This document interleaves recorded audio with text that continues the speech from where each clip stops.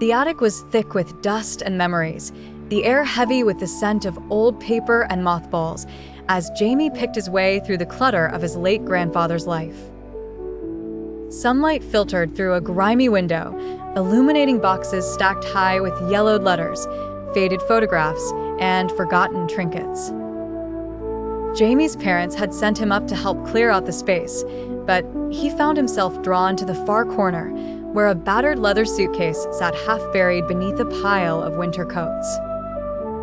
Inside, nestled among brittle newspaper clippings and a tarnished pocket watch, was an old tape recorder, heavy, black, and oddly pristine compared to everything else.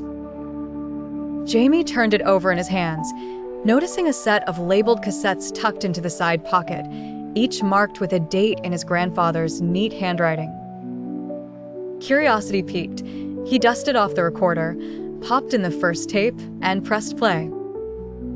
The machine whirred to life, and his grandfather's voice, warm and familiar, filled the attic. "If you're listening to this, it means I'm gone. But there are things you need to know, Jamie. Things I couldn't tell you in person."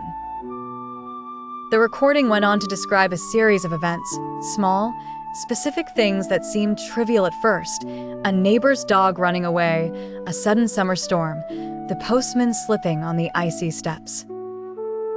Jamie listened, half amused, until he realized that every prediction matched something he remembered from the past few years.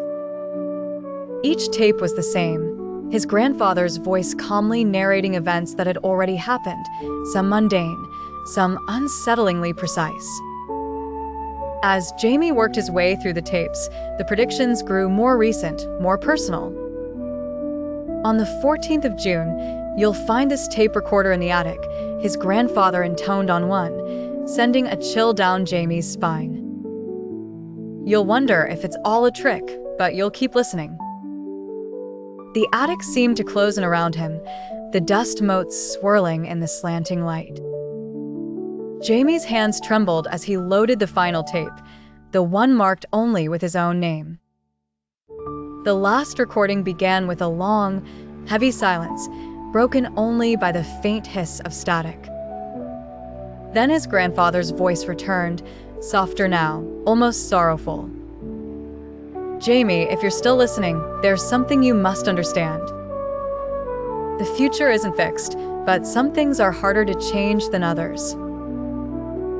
The voice described, in chilling detail, the events of the coming days: Jamie's parents arguing over a forgotten will, a thunderstorm that would knock out the power, a stranger arriving at the door with questions about the house. Each prediction unfolded exactly as described, leaving Jamie feeling as if he were trapped in a story already written. Then came the final prophecy, a description of Jamie himself, alone in the attic, the storm raging outside, the tape recorder in his lap. "You'll hear footsteps on the stairs," his grandfather whispered, "and you'll feel a cold wind, though the window is closed.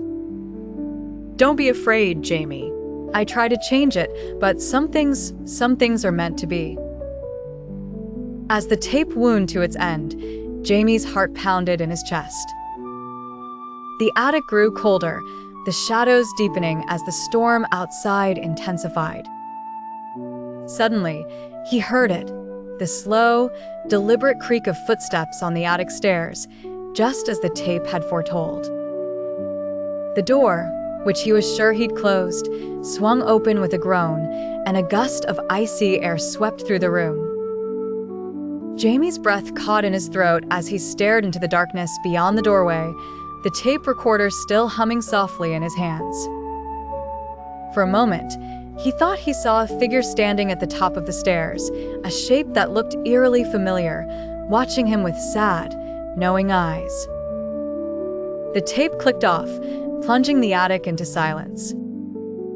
Jamie sat frozen, the weight of the prophecy pressing down on him, unsure if he was living out his fate or if he still had the power to change it.